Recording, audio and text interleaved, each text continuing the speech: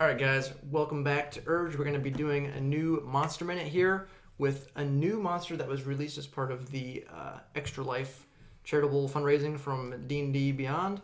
And it's going to be the Adult Sapphire Dragon. Yes. So a nice little variant, a gemstone dragon, different from your metallic and chromatic dragons.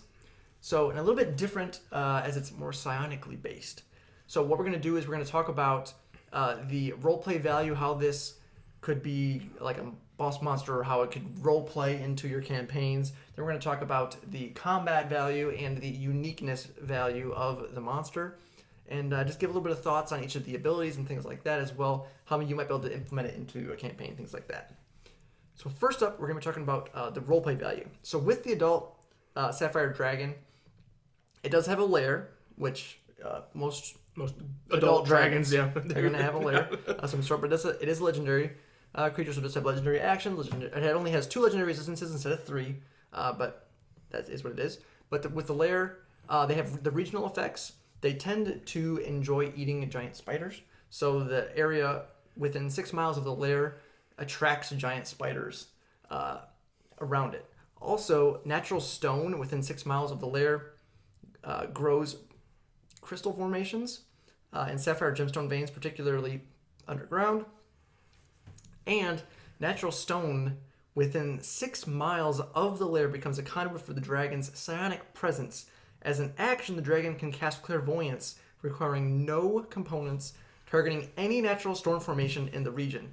So he can basically see through any rock, hear anything through any rock in a 6 mile radius of, or 6 foot mile radius of the lair. Yep.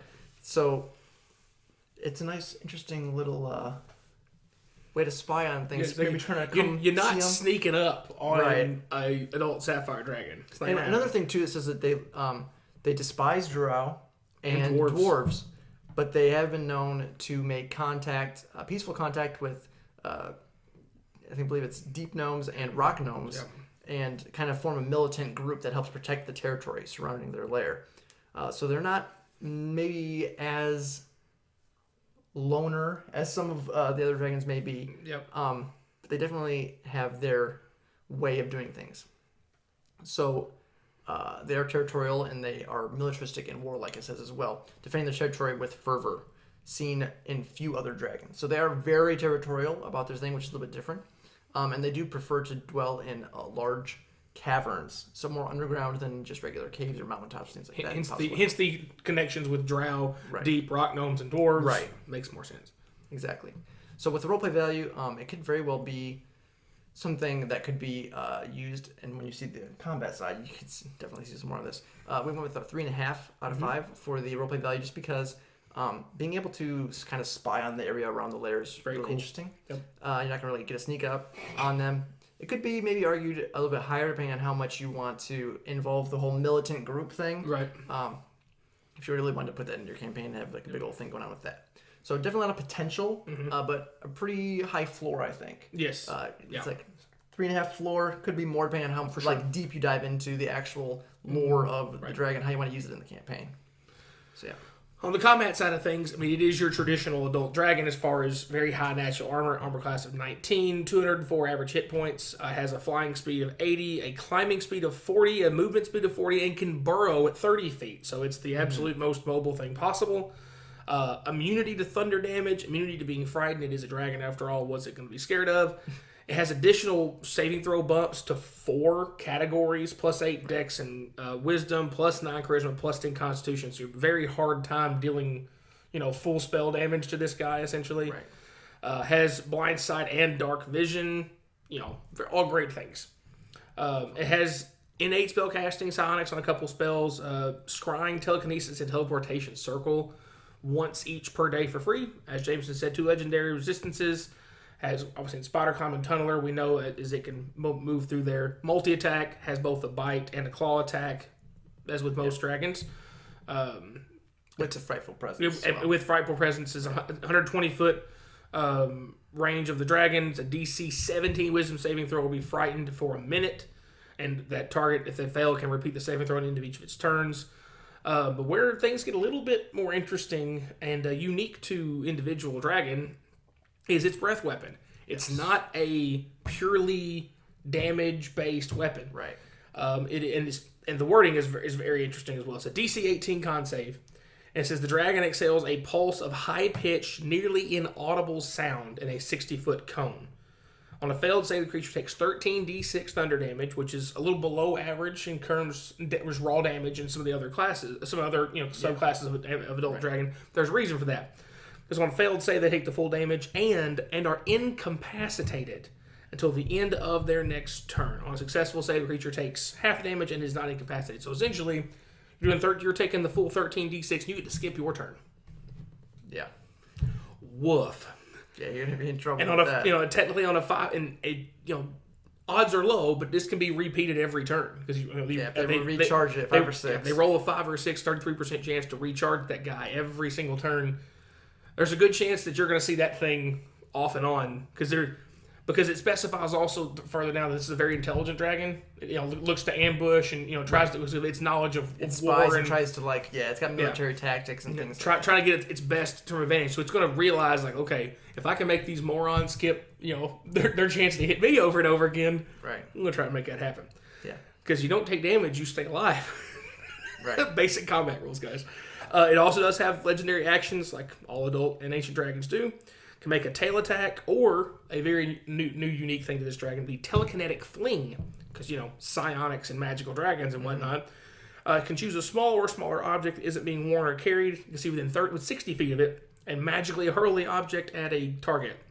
A DC 17 dexterity saving throw, or take 4d6 bludgeoning damage. It's not much damage, right? But it is a ranged attack that the dragon can use as a legendary action, because all other subsets of dragons can only make claw or bite attacks or tail attacks or like the little wing buffet attack as a legendary action. Right. And then to make things further interesting, this dragon can also teleport as a legendary action. It takes both of its 2 legendary actions it has access to, 2 of the 3 legendary actions it has per rounds, but still, that removes opportunity attacks. So if maybe the monk and the barbarian and the fighter in your group have finally gotten around all the terrain in the cavern to get to it, it's just like, bye Felicia, and just pops away from him.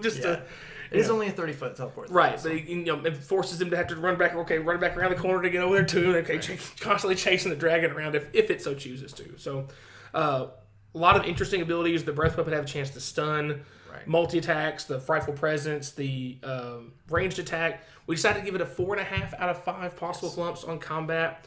Not as much raw damage output as some other dragons of the same type would be. Like for best example, a adult green dragon is the exact same CR. Right. Not quite as little lower on the health. AC is similar. But some more interesting abilities for sure on the combat side. Yeah, definitely. And I think too, with them being more on the smarter side of the dragons, and they have burrow speed. So I was telling Alex right before this, they are pretty smart. They could do their breath weapon, debilitating breath, try to stun everybody. If they don't, if they don't stun, they incapacitate. If they incapacitate somebody, they're gonna come up on them and ruin their life. Yes. But if for whatever reason they don't, or they just want to be annoying, they do their breath weapon. They burrow into the stone and get away from everyone, so you can't attack them back very easily. And they just wait until they recharge it again, and they come pop back out of the rocks. And try again. Again, debilitating breath.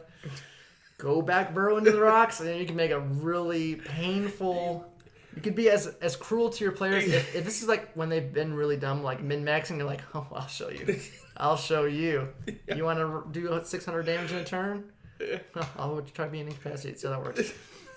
Or not be able to hit the target you want to hit. Right. Then lastly, we have the uniqueness value. So with this, it is a pretty unique monster, though it is a dragon. So there, we did some math before. Unique. There are 10 already types between the 5 colors and 5 metals already in the game. So, yes, counting, guys. Yes. So with this, we decided to go with a 3.5 on the uniqueness value. It is a dragon, so it's not as unique, obviously, because there's lots of dragon types. But it is more unique than a lot of the other dragons, having psionics and other things here going on. Besides, I feel like the chromatic are more on the more simple basis. They're more elemental to deal damage with cones or lines or whatever.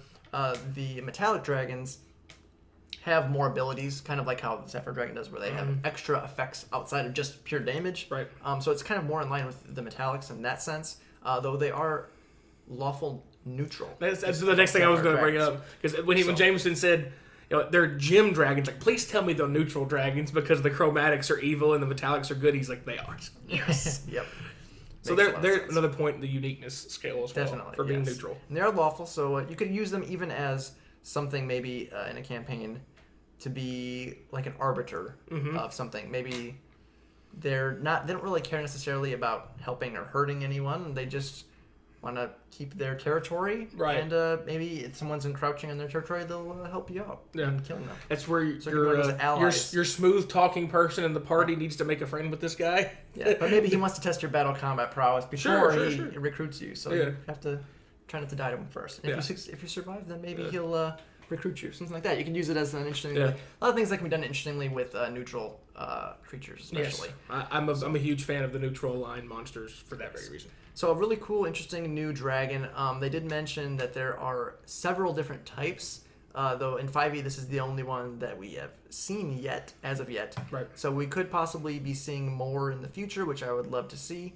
But that being said, it's a very interesting new monster, and maybe eventually we'll see the other ones, which it says are the Amethyst, Crystal, Emerald, Sapphire, and Topaz dragons. They're all the gemstone dragons. Yep. And they are disciples of the enigmatic ruby dragon Zardior. So maybe we'll hear more about that in the future to come. I think it'll be really interesting. See some more unique dragons. Love to see all that always. But if you enjoyed the video, guys, please remember to like, subscribe, hit the bell notifications when our new videos come out. Let us know down below what you think of this dragon, or maybe any stories about fighting dragons. Always love to hear those. Those can be very interesting. Dragons are so fun. So let us know down below, guys. And as always, thanks for watching.